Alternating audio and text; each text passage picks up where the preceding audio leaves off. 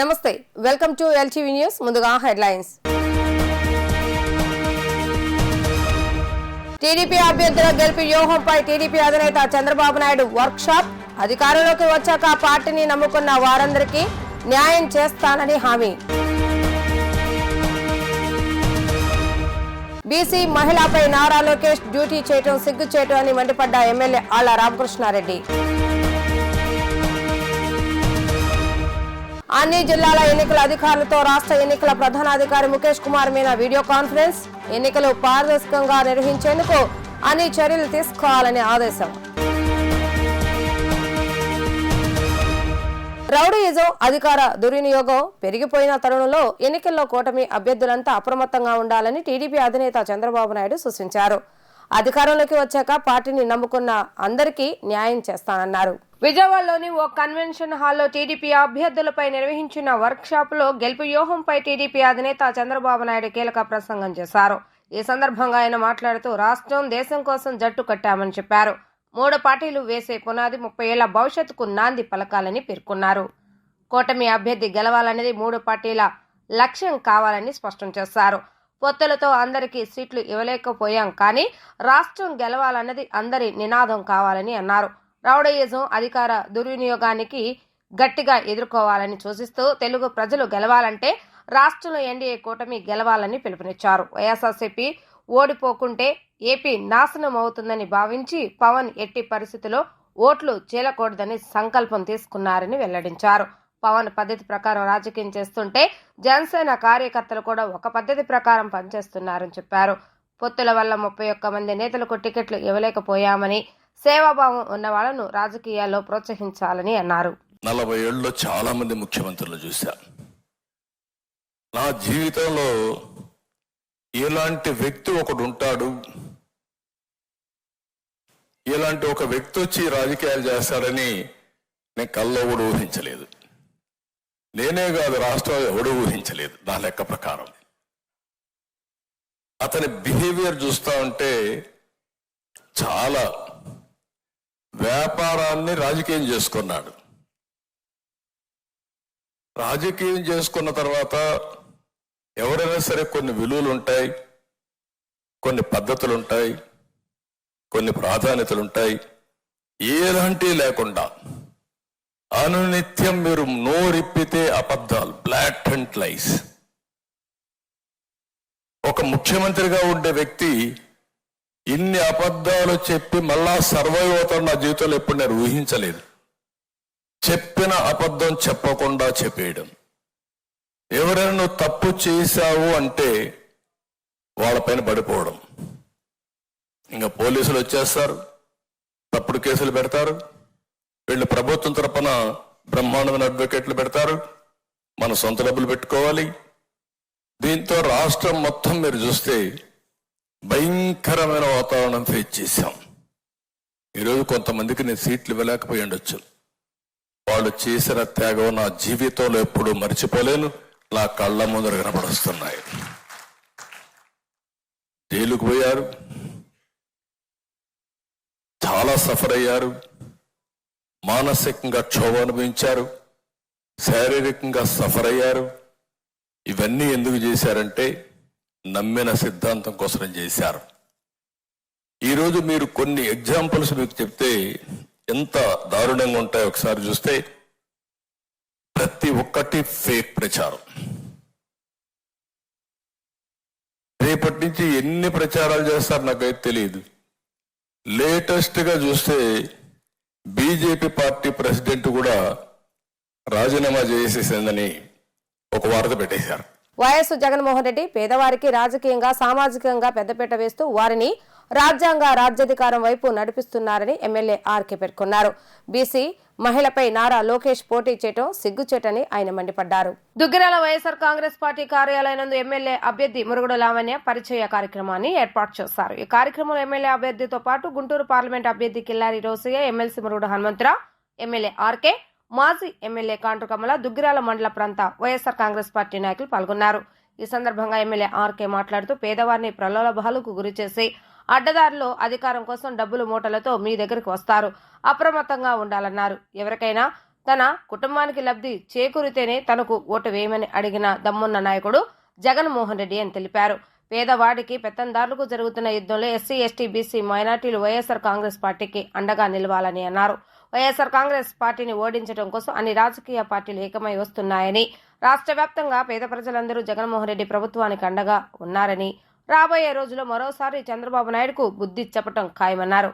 రాజకీయ ప్రజా జీవితంలో ఏ ఒక్కళ్ళకి మేలు చేసినటువంటి వాళ్ళు కానే కాదు. అడ్డదారిన పైకి రావాలి, డబ్బు అన్యాయంగా ప్రజల్ని హింసించి సంపాదించిన డబ్బుని ఎన్నికల్లో వాడి మళ్ళా గద్దెనెక్కాలని అనుకుంటా ఉన్నారు.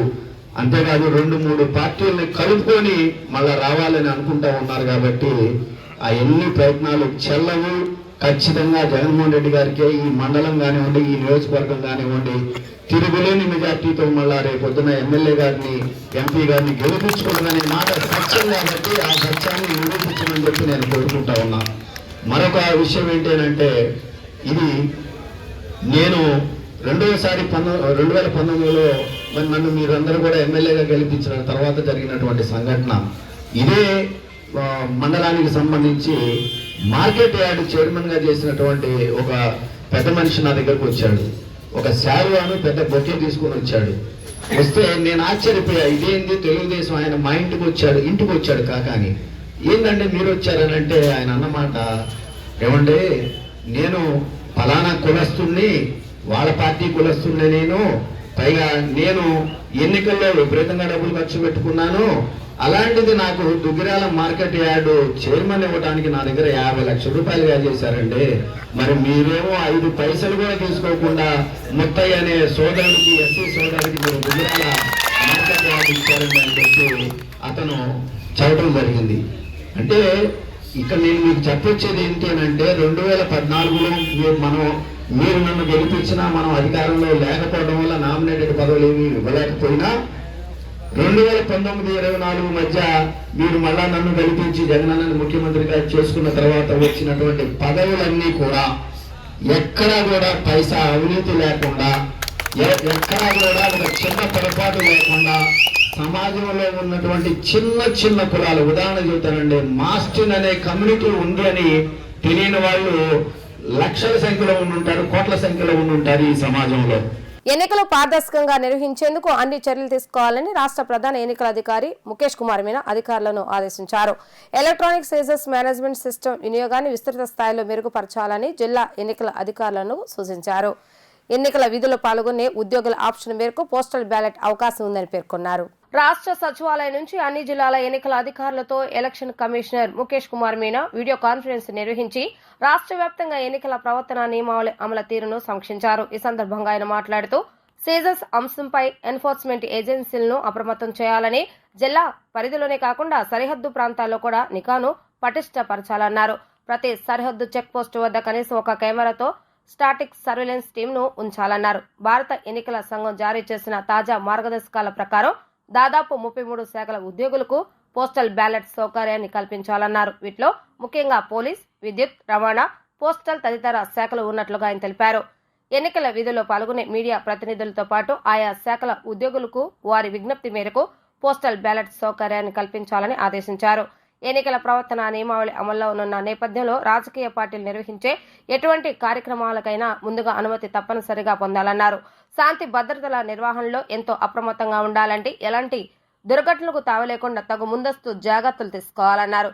దురదృష్టవశాత్తు దుర్ఘటనలు జరిగిన తక్షణమే చర్య తీసుకోవడంతో పాటు ఇందుకు సంబంధించిన వాస్తవ నివేదికను తమకు పంపించాలని వారు ఆదేశించారు.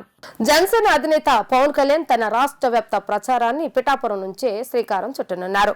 అష్టదశ శక్తి పీఠాల్లో దశమ శక్తి పీఠం అధిష్టాన దేవత పురోహితగా అమ్మవారికి పూజలు నిర్వహించి ప్రచారాన్ని ప్రారంభిస్తారు. ఇప్పటికే పిఠాపురం అసెంబ్లీ నియోజకవర్గం నుంచి పోటీ చేస్తానని పవన్ ప్రకటించిన నేపథ్యంలో పిఠాపురం కేంద్రంగానే రాష్ట్ర వ్యాప్త పర్యటనలు జరగనున్నాయి. దత్తాత్రేయ అవతారమైన శ్రీపాద శ్రీ వల్లభుడి జన్మస్థానమైన పిఠాపురం నుంచి ప్రచారం ప్రారంభంతో మంచి జరుగుతుందని పార్టీ నేతలు భావిస్తున్నారు. ఎన్నికల ప్రచారం తదితర అంశాలపై మంగళగిరిలోని జనసేన పార్టీ కార్యాలయంలో జనసేన అధినేత పవన్ కళ్యాణ్ పార్టీ ముఖ్య నేతలతో ఉదయం నుంచి వరుస సమావేశాలు నిర్వహించారు. అనంతరం ఉమ్మడి తూర్పు గోదావరి జిల్లాకు చెందిన పార్టీ అధ్యక్షులు, టూర్ మేనేజ్మెంట్ టీం కన్వీనర్లు, కో కన్వీనర్లతో సమావేశమయ్యారు. తాను పోటీ చేసే పిఠాపురం నుంచే ఎన్నికల ప్రచారాన్ని ప్రారంభించాలని పవన్ నిర్ణయించారు. ఈ మేరకు పురోహితక అమ్మవారికి పూజలు చేసిన అనంతరం వారాహి వాహనం నుంచి ప్రచారాన్ని ప్రారంభించనున్నారు. పిఠాపురం నియోజకవర్గంలోనే 3 రోజుల పాటు ఉండి నియోజకవర్గ ముఖ్య నేతలు, మండల నాయకులతో భేటీ నిర్వహిస్తారు. పిఠాపురం కేంద్రంగానే రాష్ట్ర వ్యాప్తంగా నిర్వహించనున్న ప్రచారానికి రాకపోకలు సాగించనున్న నేపథ్యంలో అందుకు అనుగుణంగా ఏర్పాట్లు చేయాలని కేంద్ర పార్టీ కార్యాలయ వర్గాలను పవన్ ఆదేశించారు. పిఠాపురం నుంచి తాను పోటీ చేస్తున్న నేపథ్యంలో వైసీపీ ఎన్నో పన్నాగాలు, కుయుక్తులు, కుట్రలు పన్నుతుందని, దీంతో ప్రతి దశలోనూ అప్రమత్తంగా ఉండాలని ఉమ్మడి జిల్లా నాయకులకు సూచించారు. ఈ ఎన్నికలు రాష్ట్ర భవిష్యత్తును నిర్దేశించబోతున్నాయని, సమరంలో విజయం ఖచ్చితంగా మనదేనని తెలిపారు. రాష్ట్ర అసెంబ్లీ ఎన్నికల్లో టీడీపీ చేనేతలకు ఎక్కడా సీటు కేటాయించలేదని జాతీయ చేనేత ఐక్యవేదిక రాష్ట్ర ఉపాధ్యక్షులు ఏ నారాయణ ఆరోపించారు. రానున్న ఎన్నికల్లో టీడీపీని ఓడించడానికి చేనేతలు కృషి చేయాలని ఆయన పిలుపునిచ్చారు. మంగళగిరి ప్రెస్ క్లబ్ లో జరిగిన విలేకరుల సమావేశంలో జాతీయ చేనేత ఐక్యవేదిక రాష్ట్ర ఉపాధ్యక్షులు ఏ నారాయణ మాట్లాడుతూ, రాష్ట్ర వ్యాప్తంగా చేనేత జనాభా 40 లక్షలు ఉన్నారని, రాష్ట్రంలో 12 అసెంబ్లీ స్థానాల్లో అత్యధిక ఓట్లు కలిగి ఉన్నారని తెలిపారు. టీడీపీ ఇప్పటి వరకు ప్రకటించిన అసెంబ్లీ సీట్లలో ఒక్క సీటు కూడా చేనేత కులాలకు కేటాయించలేదని విమర్శించారు. ఇదే విధంగా టీడీపీ ప్రవర్తిస్తే రానున్న ఎన్నికల్లో టీడీపీ ఘోర పరాజయానికి పనిచేస్తామని తెలిపారు. ఇప్పటికైనా టీడీపీ అధినాయకత్వం ఆలోచించి చేనేత కులాలకు తగు న్యాయం చేసే విధంగా అసెంబ్లీ సీటు, చేనేత కులాలకు తగు న్యాయం చేసే విధంగా అసెంబ్లీ సీట్లు 2 లేదా 3 కేటాయించాలని డిమాండ్ చేశారు. మంగళగిరి చేనేత నాయకులకు అసెంబ్లీ సీట్లు ఇస్తామని చెప్పి ఇవ్వకుండా అన్యాయం చేశారని తెలిపారు. చేనేత సామాజిక వర్గం చెందినటువంటి 40 లక్షల ఓట్లు పైచిలుకు కలిగినటువంటి సామాజిక వర్గం చేనేతలు. ఇందులో ప్రధానంగా పద్మశాలి మరియు ఉపకులాలకు చెందినటువంటి వాళ్ళందరూ కలిసి ఈ రాష్ట్రంలో 40 నుంచి 42 లక్షల మంది ఓటర్లుగా ఉన్నారు. మరి ఇటువంటి సామాజిక వర్గం నుంచి అనేక మంది ఔత్సాహికులు మేము పోటీ చేస్తామని చెప్పి ప్రధానమైనటువంటి రాజకీయ పార్టీలకి దరఖాస్తులు చేసుకోవడం జరిగింది, వాళ్ళని అడగడం జరిగింది. అయినప్పటికీ ఒక రాజకీయ పార్టీ మేము సామాజిక న్యాయానికి ప్రతీకలు అని చెప్పుకుంటున్నటువంటి పార్టీ అయిన తెలుగుదేశం పార్టీ బీసీలకి మా ఎన్నెముకలు అని చెప్పుకుంటున్నటువంటి ఆ బీసీల్లో ఒక భాగమైనటువంటి బలమైనటువంటి భాగమైనటువంటి పద్మశాలిని, దేవాంగ కమ్యూనిటీని, ఇతర చేనేత సామాజిక వర్గాలు ఒక్క ప్రతినిధికి కూడా ఈ రాష్ట్రంలో ఎమ్మెల్యే సీటు కేటాయించకపోవడాన్ని మేము తీవ్రంగా ఖండిస్తూ ఉన్నాం. ఇదే సందర్భంలో మేము ప్రధానంగా కొన్ని నియోజకవర్గాలు సుమారు 10 నుంచి 12 నియోజకవర్గాలు ఈ రాష్ట్రంలో టిక్కెట్ ఇస్తే ప్రధాన రాజకీయ పార్టీలు గెలిచేటువంటి నియోజకవర్గాలు. ఈ గెలిచే నియోజకవర్గాలు అన్నిటిల్లో కూడా ఇతర సామాజిక వర్గాలకి ఈ పార్టీకే తెలుగుదేశం పార్టీ, ప్రధానంగా తెలుగుదేశం పార్టీ వేరే సామాజిక వర్గాలకు కేటాయించడం, మమ్మల్ని కేవలం ఓట్లు వేసేటువంటి ఓటర్లుగానో లేకపోతే వాళ్ళ పల్లకీలు మోసే బోయిలుగా మార్చాలని ఈ విధానాన్ని అవలంబిస్తుందా అని చెప్పి మేము ప్రశ్నిస్తున్నాం. మీరు ఏ రకమైన సామాజిక న్యాయాన్ని చెబుతూ ఉన్నారో అని మేము అడుగుతూ ఉన్నాం. మాకు ఈ రాష్ట్రంలో ఇంతమంది జనాభా ఉండి ఇంత మీకు అండదండగా ఉన్నటువంటి ఈ సామాజిక వర్గాన్ని ఎందుకు విస్మరించారు అని చెబుతున్నాం. మరి ఇతర ప్రధాన రాజకీయ పార్టీ ఒకటి ఇప్పటికే 2 సీట్లు ఇవ్వడం జరిగింది. మరి అటువంటి దగ్గర కూడా మీరే పోటీ చేసి మమ్మల్ని గెలిపించమని మీరు ఎలా అడుగుతున్నారని చెప్పి మేము ఈ సందర్భంగా ప్రశ్నించదలుచుకున్నాం. మరి అటువంటి ఇచ్చినటువంటి రాజకీయ పార్టీ ఆ అభ్యర్థిని గెలిపించుకోవాల్సిన బాధ్యత చేనేత సామాజిక వర్గం మీద ఉందని చెప్పి, అందుకని ఈరోజు ఈ మంగళగిరి పట్టణానికి మా సంఘం తరపున ప్రతినిధులుగా వచ్చి ఇక్కడున్న ప్రజానీకానికి నమస్కరించి కోరటానికి ఈ ప్రాంతానికి రావడం జరిగింది. భగత్ సింగ్ ఆశయ స్ఫూర్తితో నేటి యువకులు భారత రాజ్యాంగాన్ని, లౌకిక తత్వాన్ని కాపాడుకోవాలని సిఐటియు సీనియర్ నాయకులు జేవి రాఘవులు తెలిపారు. భగత్ సింగ్ ఆశయ స్ఫూర్తితో నేటి యువకులు భారత రాజ్యాంగాన్ని, లౌకిక తత్వాన్ని కాపాడుకోవటానికి పోరాటం చేయాలని ఆయన అన్నారు. మంగళగిరి ప్రజా సంఘాల కార్యాలయంలో అమరజీవులు భగత్ సింగ్, రాజ్గురు, సుఖ్దేవ్ వర్ధంతి సందర్భంగా సిఐటియు, డివైఎఫ్ఐ, ఎస్ఎఫ్ఐ ఆధ్వర్యంలో భగత్ సింగ్ చిత్రపటానికి పూలమాలలు వేసి నివాళులర్పించారు. ఈ సందర్భంగా రాఘవులు మాట్లాడుతూ, దేశ స్వాతంత్ర్యం కోసం, సమగ్రత కోసం, సోషలిస్టు సమాజం కొరకు ఆనాడు భగత్ సింగ్, రాజ్గురు, సుఖ్దేవ్లు ప్రాణాలు త్యాగం చేస్తారని అన్నారు. ప్రాణాలు త్యాగం చేసి సాధించిన స్వతంత్రం, ప్రజాస్వామ్యం, భారత రాజ్యాంగం నేడు కార్పొరేట్ మతోన్మాదాల చేతిలో ధ్వంసం చేసే విధంగా కేంద్రంలోని నరేంద్ర మోడీ ప్రభుత్వం పరిపాలన ఉందని అన్నారు. ఈ పరిపాలనకు వ్యతిరేకంగా భగత్ సింగ్ ఆశయ స్ఫూర్తితో రానున్న సార్వత్రిక ఎన్నికల్లో బీజేపీ మతోన్మాద శక్తులను ఓడించి వామపక్ష ప్రజాతంత్ర లౌకిక శక్తులను గెలిపించుకోవాలని పిలుపునిచ్చారు. ఎందుకంటే 2024 ఎన్నికలు అనేటువంటివి సర్దార్ భగత్ సింగ్ ఆశయాల్ని దృష్టిలో పెట్టుకొని యువత అంతా కూడా ముందుకు సాగాలని చెప్పి కూడా కోరుతున్నాం. ఈ నియంతృత్వ విధానాలకి, మతత్వ విధానాలకి, ప్రజాస్వామ్యానికి విఘాతం కలిగించేటువంటి విధానాలకి వ్యతిరేకంగా యువతరం అంతా కూడా మరి వామపక్ష ప్రజాతంత్ర శక్తులకి అండగా నిలబడాలని చెప్పి ఈ సందర్భంగా విజ్ఞప్తి చేస్తున్నాం. మరొక ప్రక్క ఆంధ్రప్రదేశ్ రాష్ట్రంలో డ్రగ్ మాఫియా తీవ్రం అవుతా ఉంది. ఒక ప్రక్క యువతరంలో చైతన్యం నింపుతున్నాం, యువకులకి అన్ని రకాలుగా మేము అండదండలుగా ఉంటున్నాం అని చెప్తున్నటువంటి పాలక వర్గాలు ఈ రోజున యువతని నిర్వీర్యం చేసే విధంగా డ్రగ్ మాఫియాని రంగంలో దించినటువంటి పరిస్థితులు మనకి కనపడతా ఉన్నాయి. నిన్న విశాఖపట్నంలో దొరికినటువంటి 1000 కిలోల డ్రగ్స్ ఇవన్నీ కూడా ఆంధ్రప్రదేశ్ రాష్ట్రంలో యువతరాన్ని మత్తులో ముంచి తమ యొక్క నిరంకుశ పాలనని, తమ యొక్క అప్రజాస్వామిక పాలనని ఈ రాష్ట్రంలో, ఈ దేశంలో వద్దాలని చెప్పేసి కూడా చూస్తా ఉన్నారు. వారు అతి చిన్న వయసులోనే దేశం కోసం వాళ్ళ ప్రాణాలను సైతం లెక్క చేయకుండా బ్రిటిష్ వాళ్ళకి వ్యతిరేకంగా బ్రిటిష్ వాళ్ళని భారతదేశం నుంచి తరిమి కొట్టాలని, భారతదేశానికి స్వతంత్రం రావాలని చెప్పి 23-24 ఏళ్ల వయసులోనే దేశంలోని యువతరందరిని వాళ్ళు పోగేసి ఒక మహా ఉద్యమం నడిపి చివరికి బ్రిటిష్ వారి చేతిలో వారి చేత ఉరిశిక్షకి ఈ రోజున వాళ్ళు తీయబడ్డారు. అందువల్ల ఈరోజు వారి వర్ధంతి సందర్భంగా దేశం మొత్తం కూడా, జాతి మొత్తం ఈరోజు వాళ్ళని స్మరించుకుంటా ఉంది. ఈ సందర్భంగానే మన మంగళగిరిలో కూడా ఈ కార్యక్రమాన్ని నిర్వహించడం జరిగింది. భారతదేశంలో ఉవ్వెత్తున సాగినటువంటి స్వతంత్ర పోరాటంలో వాళ్ళు ముందుకొచ్చి తీవ్ర స్థాయిలో ఈ సాగించాలి, ప్రభుత్వాన్ని, ఏదైతే బ్రిటిష్ ప్రభుత్వాన్ని వెళ్ళగొట్టాలి అంటే ఈ పోరాటం సరిపోదు, ఇంకా ముందుకు తీసుకెళ్లాలనే ఒక దృఢ సంకల్పంతో వాళ్ళ ప్రాణాలని సైతం అర్పించినటువంటి పరిస్థితి ఉంది. అందుకనేసి ఈరోజు రాజకీయ నాయకులు చెప్తున్నటువంటి మాటలు యువత అంతా కూడా గుర్తుపెట్టుకోవాలి. టీడీపీ హయాంలో పెట్టుబడుల ఆకర్షణలో నెంబర్ 1 స్థానంలో ఉన్న ఏపీ నేడు గంజాయి, డ్రగ్స్ అక్రమ రవాణాలో నెంబర్ 1 స్థానంలో ఉందని టీడీపీ జాతీయ అధికార ప్రతినిధి కొమ్మారెడ్డి పట్టాభిరామ్ ధ్వజమెత్తారు. జగన్ రెడ్డి విశాఖను స్టేట్ క్యాపిటల్ గా కాకుండా డ్రగ్ క్యాపిటల్ గా మార్చారని ధ్వజమెత్తారు. బ్రెజిల్ నుంచి విశాఖ పోర్టుకు దిగుమతైన కంటైనర్లో 25,000 కిలోల డ్రైడ్ ఈస్ట్ తో కలిపి ఉన్న డ్రగ్స్ సిబిఐకి దొరికాయని, ఈ కంటైనర్ లోపల ఒక్కో బ్యాగులో 25 కేజీల చొప్పున 1000 బ్యాగులు అంటే 25,000 కేజీల ఎండిన ఈస్ట్ ను స్వాధీనం చేసుకున్నారని చెప్పారు. ఇందులో 49 నమూనాలను పరిశీలించగా వాటిలో కొకైన్, మెథక్వలైన్ అనే నిషేధిత మత్తు పదార్థాలు ఉన్నాయని, మరో 27 నమూనాల్లో హెరాయిన్, మెస్కలైన్ వంటి భయంకర మత్తు పదార్థాలు ఉన్నాయని సిబిఐ తన నివేదికలో ధృవీకరించిందని పేర్కొన్నారు. ఒక డ్రగ్ క్యాపిటల్గా మార్చాడు. నిజంగా సిగ్గుతో తలదించుకోవాలి మనం. ఒక డ్రగ్ క్యాపిటల్గా మార్చాడు ఇవాళ విశాఖ నగరాన్ని. నిన్ననే మనం చూసాం, CBI central bureau of investigation వాళ్ళు నిర్ఘాంతపోయాం. ఏంటి మన విశాఖ నగరంలో, విశాఖ పోర్టుగా ఇన్ని 1000 కిలోల మత్తు పదార్థాలు వచ్చింది అని చెప్పి నిజంగా ఒక షాక్కి గురయ్యాం మనం నిన్న ఈ వార్త తెలియగానే.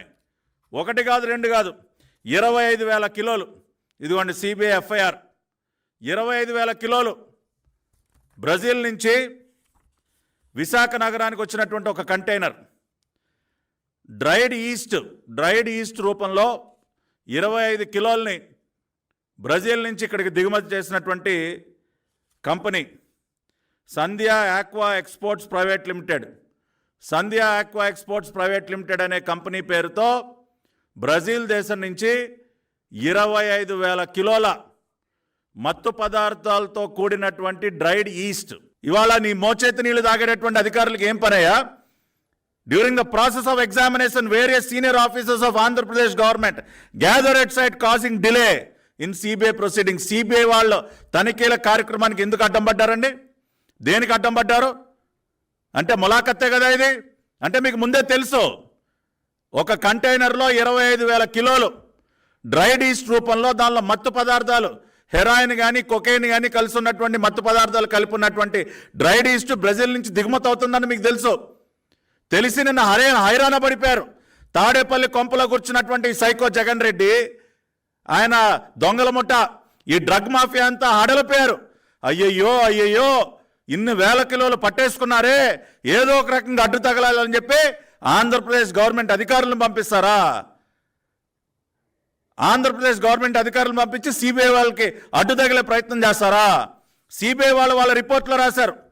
ఇవాళ ఈ సంధ్య ఆక్వా ఎక్స్పోర్ట్స్ కమిటీ గురించి కూడా మనం మాట్లాడుకోవాలి. అప్పుల ఊబిలో కూరుకుపోయిన ఆంధ్ర రాష్ట్రాన్ని అమెరికా చేసే సత్తా తనకు మాత్రమే ఉందని ప్రజాశాంతి పార్టీ అధ్యక్షుడు కె పాల్ అన్నారు. రాష్ట్రంలో అవినీతి రాజ్యమేలుతుందని ఆరోపించారు. విశాఖపట్నంలో దొరికిన డ్రగ్స్ పై సిబిఐ నిష్పక్షపాతకంగా విచారణ చేయాలని డిమాండ్ చేశారు. గాంధీనగర్లోని ఓ ప్రైవేట్ హోటల్లో ఏర్పాటు చేసిన విలేకరుల సమావేశంలో ప్రజాశాంతి పార్టీ అధ్యక్షులు డాక్టర్ కె పాల్ మాట్లాడుతూ ఏపీ నుంచి తెలంగాణకు, విశాఖ నుంచి ఒడిశాకు డ్రగ్స్ వెళ్తున్నాయని వ్యాఖ్యానించారు. ఏపీని అమెరికాలా మారుస్తున్నారని ఉద్ఘాటించిన ఆయన, ఏపీ తెలంగాణ రాష్ట్రాలతో పాటు యావత్ భారతదేశాన్ని కాపాడే సత్తా ఒక్క కె పాల్కే ఉందని నొక్కి చెప్పారు. రాష్ట్రాన్ని దోచుకున్న దోపిడీదారులను జైల్లో వేసే దమ్ము తనకే ఉందని చెప్పుకొచ్చారు. టైం లేదని, నామినేషన్ వేయవలసిన అవసరం లేదని తాను చెప్పినా సినీ నటుడు బాబు మోహన్ వరంగల్లో నామినేషన్ వేశారన్నారు. విశాఖపట్నం నుంచి తనను ఎంపీగా గెలిపించాలని కోరారు. అవినీతి పాలన ఆకాశానికి అంటుకుంది. 25,000 కేజీల, గ్రాములు కాదు, కేజీల డ్రగ్స్ ఎలక్షన్లో వాడటానికి డబ్బు పంచుతుంది సరిపోక, భూములు ధూములు మందులు పంచుతుంది సరిపోక, 60 లక్షల నిరుద్యోగులకి ఉద్యోగాలు ఇవ్వలేదు సరికదా, ఇప్పుడు డ్రగ్స్ ఇచ్చి వాళ్ళ బ్రెయిన్ని డ్యామేజ్ చేసి సరిగ్గా ఆలోచించలేని పరిస్థితితో ఓట్లేయించుకోవడానికి జరుగుతున్న కుట్ర. సిబిఐ ఎంక్వైరీ ఇది తెలియగానే నేను డిమాండ్ చేస్తున్నాను, మరొకసారి మీడియా ద్వారా నిష్పక్షపాతంగా ఎంక్వైరీ చేయండి. విశాఖపట్నంలో ఉన్న ఎంపీలు, ఎమ్మెల్యేలు ప్రోత్బలంతోనే ఈ డ్రగ్స్ బినామీ అయిన ప్రధానమంత్రి బినామీ అయిన అదానీకి ఎయిర్పోర్ట్లు ఎవరమ్ముతున్నారు?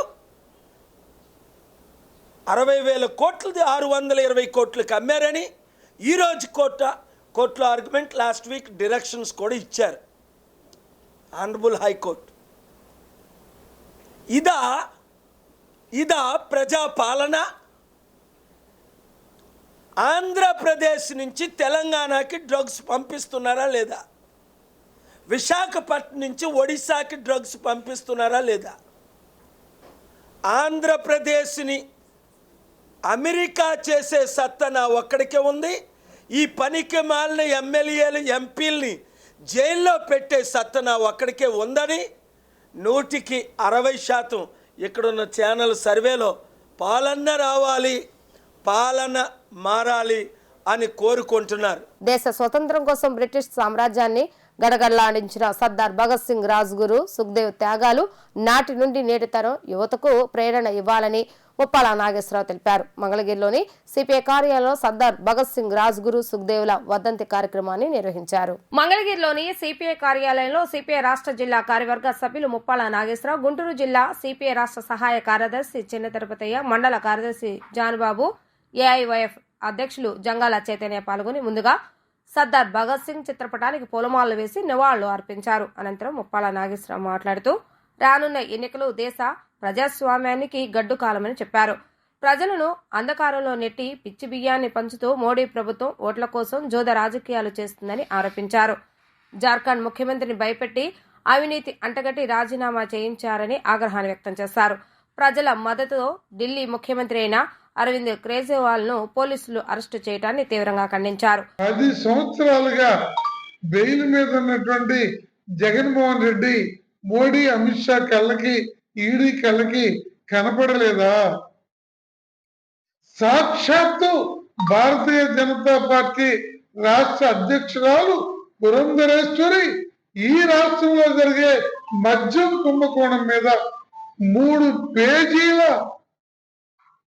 ఫ్యాక్ట్స్ ని వాస్తవాలతో కూడింది హోంమంత్రికి ఇస్తే దాన్ని ఎక్కడ ముడ్డి కింద పెట్టుకున్నాడు అమిత్ షా? దాని మీద చర్య ఏంది? నీ యాక్షన్ ఏది? 100 కోట్ల చెండకి ఇంతమందిని అరెస్ట్ చేసే ప్రయత్నం చేసిన మీరు వేల కోట్ల కుంభకోణమే కాదు, రానున్న 15 ఏళ్ళకి మద్యం మీద ఆదాయాన్ని చూపి దాని మీద అప్పు తెచ్చి రాజ్యాంగాన్ని తుంగలో తొక్కి చట్టాన్ని అభిపాతాళంలో పాతిన జగన్మోహన్ రెడ్డి నీకు అనుకూలంగా కోట్లు బ్యాగులు పంపిణీ చేస్తున్నాడని, అందిస్తున్నాడని, నీకు అనుకూలంగా ప్రతి పిచ్చి చట్టానికి చేయెత్తుతున్నాడని చెప్పి నువ్వు ఈయన మీద ఈగ వాలకుండా కాపాడే నీ బీజేపీ ప్రభుత్వానికి సిగ్గు ఎగ్గు నైతికత ఏమన్నా ఉందా అని అడుగుతున్నాం. అవినీతి లేని భారతీయ జనతా పార్టీ అంటున్నారు. అసలు భారతీయ జనతా పార్టీ అవినీతిని వ్యవస్థాకృతం చేసి చట్టబద్ధంగా ప్రభుత్వ రంగ సంస్థల్ని, ఆర్థిక వ్యవస్థల్ని, వాటి మూలాల్ని అదాని అంబానీలకి దోచిపెట్టడం కన్నా అవినీతి ఏంటి? ఈరోజు బెదిరించి ఈడీ నోటీస్ ఇచ్చి తెల్లారి 100 కోట్ల ఎన్నికల బాండ్లు తీసుకున్న దానికన్నా ఇంకా భారతదేశంలో అవినీతి. వార్తలు ముగించే ముందు హెడ్లైన్స్ మరొకసారి. టీడీపీ అభ్యర్థుల గెలుపు వ్యూహంపై టీడీపీ అధినేత చంద్రబాబు నాయుడు వర్క్షాప్. అధికారంలోకి వచ్చాక పార్టీని నమ్ముకున్న వారందరికీ న్యాయం చేస్తానని హామీ. బీసీ మహిళపై నారా లోకేష్ డ్యూటీ చేయటం సిగ్గుచేటు అని మండిపడ్డ ఎమ్మెల్యే ఆళ్ల రామకృష్ణారెడ్డి. అన్ని జిల్లాల ఎన్నికల అధికారులతో రాష్ట్ర ఎన్నికల ప్రధానాధికారి ముఖేష్ కుమార్ మీనా వీడియో కాన్ఫరెన్స్. ఎన్నికలు పారదర్శకంగా నిర్వహించేందుకు అన్ని చర్యలు తీసుకోవాలని ఆదేశం. ఇవి ఈరోజు వార్తా విశేషాలు. మరలా 3 ప్రసారమే వార్తలు మళ్ళీ కలుద్దాం. అంతవరకు సెలవు. నమస్కారం.